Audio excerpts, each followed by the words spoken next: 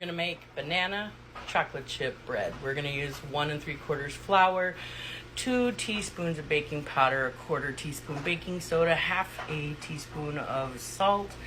I'm using some ground cinnamon, that's got a little bit of sugar and cinnamon mixed with it.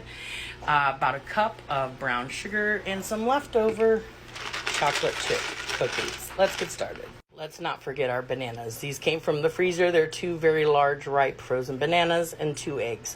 It's always best when baking to let your eggs come back to near room temperature, 20 to 30 minutes. We're going to let these defrost. All right, we're making some banana chocolate chip bread. These are 2 large defrosted bananas from my freezer, 2 eggs that I've let get to room temperature, a little over 2/3 cups of brown sugar. You can use white sugar. Brown sugar is going to give you a denser, moister bread. A tablespoon of vanilla extract and 5 tablespoons and a 1/4 of another to equal a 1/3 cup of butter. You can put it all in the food processor.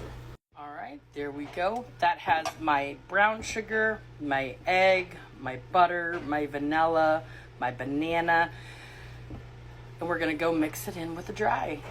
1 2/3 cup flour, 2 teaspoons baking powder, 1/4 teaspoon baking soda, a ground sugar and cinnamon, teaspoon of each, cinnamon and sugar, and mix. You can even use a sifter if you want. We're gonna just mix this really, really well. Take everything from that food processor and just pour it on in and mix. Oh. Be careful for the blade. I've used a wooden spoon, and after I use a wooden spoon, I'm using one of these flat little things and just making sure I get every little piece, nook and cranny.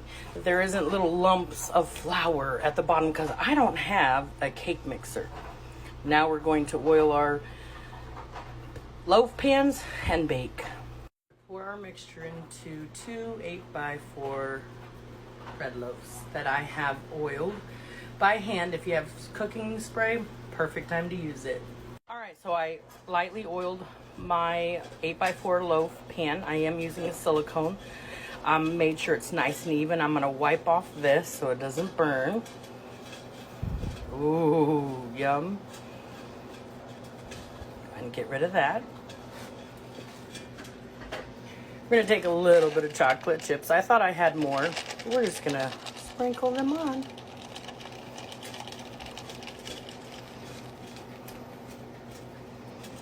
And we're gonna bake at 350 for anywhere from 45 to 55 minutes.